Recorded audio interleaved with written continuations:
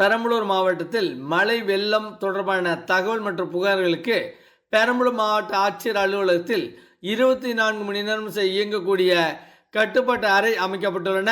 இந்த அறையினை 1077 மற்றும் 180042545556 ஆகிய கட்டணமில்லா தொலைபேசி எண்ணில் தொடர்பு கொள்ளலாம்.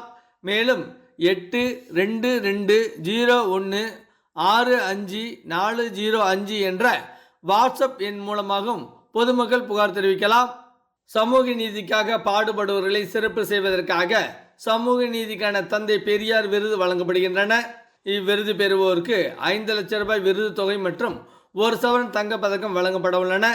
எனவே பெரம்பலூர் மாவட்டத்தில் சமூக நீதிக்காக பாடுபட்டு பொதுமக்களின் வாழ்க்கை தரத்தினை மேம்படுத்தும் பணியில் ஈடுபட்டவர்கள் தங்களது விண்ணப்பங்களுடன் செய்த பணிகள் மற்றும் அதன் பொருட்டு எய்திய சாதனைகளை உரிய ஆவணங்களுடன் வரும் 20ஆம் தேதிக்குள் பெரம்பலூர் மாவட்ட ஆட்சியருக்கு அனுப்பி வைக்கலாம். பெரம்பலூர் மாவட்டத்தில் தொழிலாளர் உதவி ஆணையர் அலுவலகத்தின் மூலம் சமூக பாதுகாப்பு திட்டம் மூலமாக அமைப்பு சாரா தொழிலாளர் நல வாரியத்தில் 51,245 தொழிலாளர்கள் உறுப்பினராக பதிவு செய்துள்ளனர். இவர்களுக்கு நடப்பாண்டில் மட்டும் 23,248 தொழிலாளர்களுக்கு குழந்தைகளின் கல்வி, திருமணம், மகப்பேறு, கண்கண்ணாடி வாங்குதல், இயற்கை மரணம், விபத்து மரணம் உள்ளிட்ட பல்வேறு அரசு நலத்திட்ட உதவிகள் மற்றும் உதவித்தொகையாக 12,60,00,000 ரூபாய் மதிப்பீட்டில் வழங்கப்பட்டுள்ளன. எனவே அமைப்பு சாரா நலவாரிய உறுப்பினர்கள் நலத்திட்ட உதவிகளை பெற்று பயன்பெற விண்ணப்பிக்கலாம் என பெரம்பலூர் மாவட்ட ஆட்சித்தலைவர் திருமதி கிரேஸ் பச்சாவ் தெரிவித்துள்ளார். வடகிழக்கு பருவமழையின் போது மின்கம்பங்கள் சேதமடைந்தாலோ, மின்பாதை துண்டிப்பு ஏற்பட்டு தரையில் கிடந்தாலோ, மின்கம்பம் சாய்ந்திருந்தாலோ அல்லது தொடர் மின் தடை ஏற்பட்டாலோ பொதுமக்கள் மின்சாரம் தொடர்பான அனைத்து புகார்களுக்கும் 9487 என்ற எண்ணிற்கு தொடர்பு கொண்டு தகவல் தெரிவிக்கலாம்.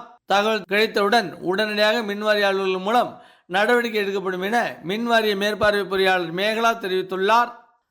தமிழ்நாடு அரசின் மாநில நெடுஞ்சாலைத்துறையால் பராமரிக்கப்படும் சாலையில் உள்ள பள்ளங்கள், சேதங்கள் மற்றும் பிற சேவை குறைபாடு குறித்த புகார்களை தீர்க்க நம்ம சாலை என்ற தொலைபேசி செயலி அரசால் உருவாக்கப்பட்டுள்ளது. இந்த செயலி மூலம் பொதுமக்கள் தங்கள் பகுதியில் உள்ள சாலையில் பள்ளங்களோ, குழிகளோ, சேதங்களோ அல்லது இதர இடர்பாடுகள் இருந்தால் அதனை படம் எடுத்து பதிவேற்றம் செய்யலாம். மாநில நெடுஞ்சாலைகள் 24 மணி நேரத்திலும், மாவட்ட சாலைகள் 72 மணி நேரத்திலும் சரி செய்யப்படும். சாலை சீரமைக்கப்பட்ட பிறகு அந்த படங்கள் அந்த செயலில் பதிவேற்றம் செய்யப்படும். குறிப்பாக தற்போது மழைக்காலமாக இருப்பதால் பொதுமக்கள் தங்கள் பகுதியில் உள்ள சாலை குறைபாடுகளை இந்த செயலியில் பதிவேற்றம் செய்து பயன்பெறலாம் என நெடுஞ்சாலைத்துறை கோட்ட பொறியாளர் திருமதி கலைவாணி தெரிவித்துள்ளார். பெரம்பலூர் மாவட்டம் கோனேரிபாளையம் ஊராட்சியில் பிரதம மந்திரி கிராம சாலைகள் மேம்பாட்டு திட்டத்தின் கீழ் 2,16,00,000 மதிப்பீட்டில் கோனேரிபாளையம் முதல் எரம்பலூர் வரை புதிதாக தார் சாலை அமைக்கப்பட்டு வருகின்றன. இந்த தார் சாலை பணியில் சிறு பாலங்கள் மற்றும் சாலையினை திட்ட மதிப்பீட்டில் உள்ளவாறு பணிகள் மேற்கொள்ளப்பட்டுள்ளதா என பெரம்பலூர் மாவட்ட ஆட்சித்தலைவர் திருமதி கிரேஸ் பச்சாவ் அளவீடு செய்து பணிகளை விரைந்து முடித்து பொதுமக்கள் பயன்பட கொண்டு வர ஊரக வளர்ச்சித்துறை அலுவலருக்கு அறிவுறுத்தினார். பெரம்பலூரில் மத்திய அரசின் பெட்ரோலியம் மற்றும் இயற்கை எரிவாயு அமைச்சகம் சார்பில் சமையல் எரிவாயு பாதுகாப்பு மற்றும் கையாளுதல் என்ற தலைப்பில் விழிப்புணர்வு நிகழ்ச்சி மற்றும் சமையல் போட்டி அண்மையில் நடைபெற்றன. இந்திய ஆயில் எல்பிஜி விற்பனைத்துறை தலைவர் திரு ஜெயபிரகாஷ் கலந்து கொண்டு சமையல் எரிவாயு பாதுகாப்பு முறைகள் குறித்து விளக்கி பேசுகையில், பிரதமர் நரேந்திர மோடி வீட்டிற்கு வீடு இலவசமாக எரிவாயு இணைப்பு கொடுத்துள்ளார். இதனால் எரிவாயு இல்லாத வீடே இல்லை என்ற நிலை உருவாகியுள்ளது என அவர் தெரிவித்தார்.